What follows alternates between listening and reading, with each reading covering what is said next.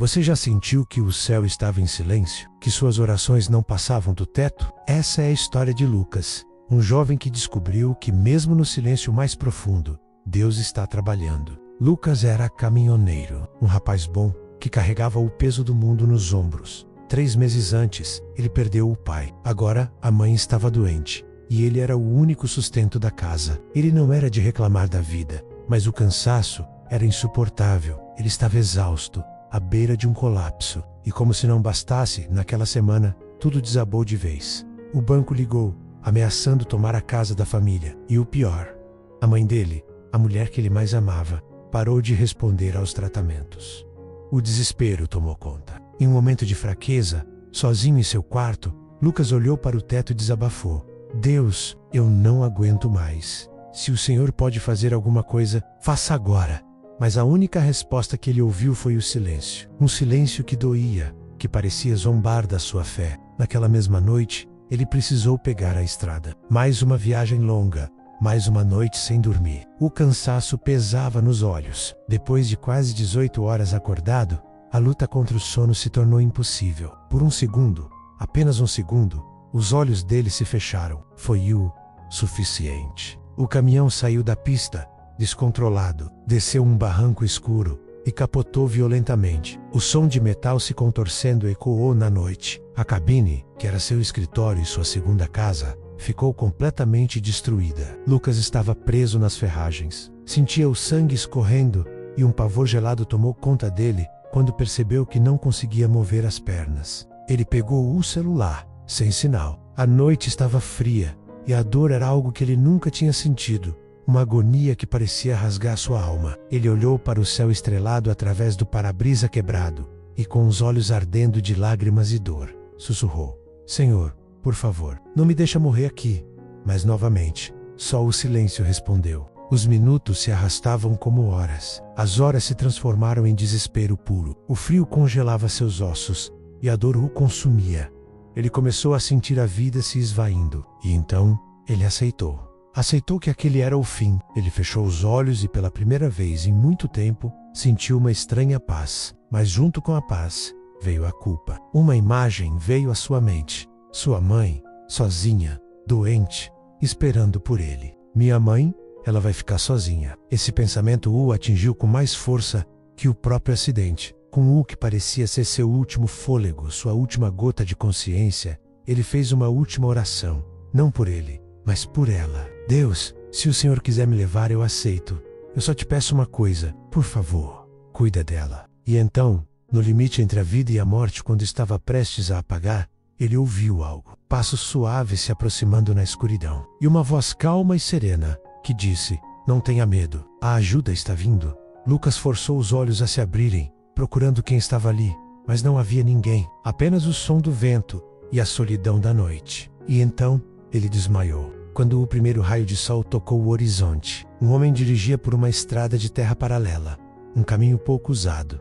Algo brilhou no barranco e chamou sua atenção. Era um pequeno pedaço de metal do caminhão, refletindo a luz do sol como um farol. Ele contou depois que não sabia por quê, mas sentiu um impulso irresistível de parar. Ele desceu o barranco íngreme e encontrou a cena terrível. O caminhão destruído e Lucas, inconsciente, preso lá dentro. Ele imediatamente chamou o socorro. Quando os bombeiros chegaram e finalmente conseguiram tirar Lucas das ferragens, um deles olhou para o relógio e disse algo que arrepiou a todos. Se tivéssemos chegado 40 minutos mais tarde, ele não estaria mais vivo. Lucas sobreviveu, mas o mistério só aumentou. Ele nunca mais viu o homem que o encontrou. Ninguém na pequena cidade o conhecia. E o mais estranho de tudo, quando verificaram os registros das chamadas de emergência, não havia nenhuma ligação daquele homem. O resgate dele não tinha uma explicação lógica. Era como se um anjo tivesse passado por ali. Lucas estava vivo, mas a jornada dele estava longe de terminar. O que aconteceu no hospital e a descoberta que ele fez sobre sua mãe mudariam sua vida para sempre. Esse resgate foi apenas o começo de um milagre muito maior. A mãe de Lucas entrou no quarto do hospital, exausta. Já eram 5 dias de um silêncio angustiante. 5 dias que seu filho estava em coma, suspenso entre 2 mundos. Ela segurou a mão dele, a mesma mão que segurou quando ele era um menino, e sussurrou, com a voz trêmula de cansaço e fé: Meu filho, eu orei a noite inteira. Senti uma presença forte aqui. Era como se alguém me dissesse: ele não vai partir agora. As palavras mal saíram de sua boca quando, minutos depois, os olhos de Lucas se abriram. Ele estava de volta. Os médicos correram para o quarto, checando os monitores, fazendo perguntas. Eles não conseguiam explicar. A recuperação foi rápida demais, quase impossível para alguém que esteve à beira da morte. Hiram Sinal, um sinal que a ciência não podia decifrar. Lucas estava consciente, respirando sem ajuda, com uma clareza que desafiava toda a lógica médica. O fôlego tinha sido devolvido. Dias depois, ainda fraco, mas determinado, Lucas pediu para voltar ao local do acidente. Ele precisava entender. A neve ainda cobria a paisagem, mas algo não fazia sentido. Ao redor do seu caminhão amassado, ele viu marcas de botas pesadas, profundas na neve. Mas as pegadas simplesmente paravam ali. Não havia um rastro de saída. Nenhuma pegada se afastando do veículo.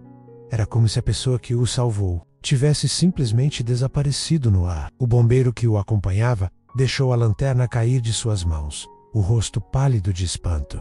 Naquele instante, Lucas entendeu tudo. A presença que sentiu dentro da cabine.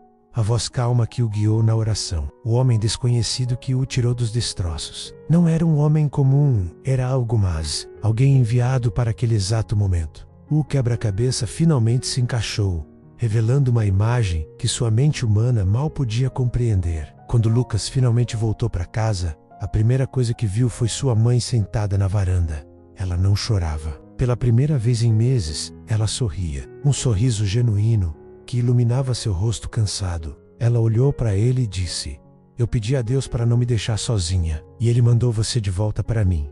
Aquelas palavras ecoaram na alma de Lucas, dando um novo propósito a tudo o que aconteceu. Aquele acidente, a quase morte, o resgate inexplicável. Não foi um acaso. Foi uma resposta. Uma resposta à oração de uma mãe desesperada. A experiência o transformou por completo. Ele não era mais o mesmo homem. A partir daquele dia, Lucas começou a visitar hospitais, compartilhando sua história com aqueles que haviam perdido a esperança. Ele sentava-se ao lado de leitos, segurava mãos e orava, não como um pregador, mas como alguém que esteve lá, no fundo do poço, e foi resgatado. Seu testemunho se espalhou pela cidade como fogo, uma história de fé, resiliência e intervenção divina. Hoje, quando Lucas conta sua história, seus olhos brilham com uma convicção inabalável. Ele diz: "Eu estava preso entre a vida e a morte, no lugar mais escuro que se pode imaginar. E quando eu fiz a oração mais difícil da minha vida, quando pedi ajuda, sem nem saber a quem, Deus, mesmo que eu não pudesse ver, mesmo que eu não entendesse, ele aprendeu que às vezes a ajuda não vem da forma que esperamos. Pode ser a voz de um estranho,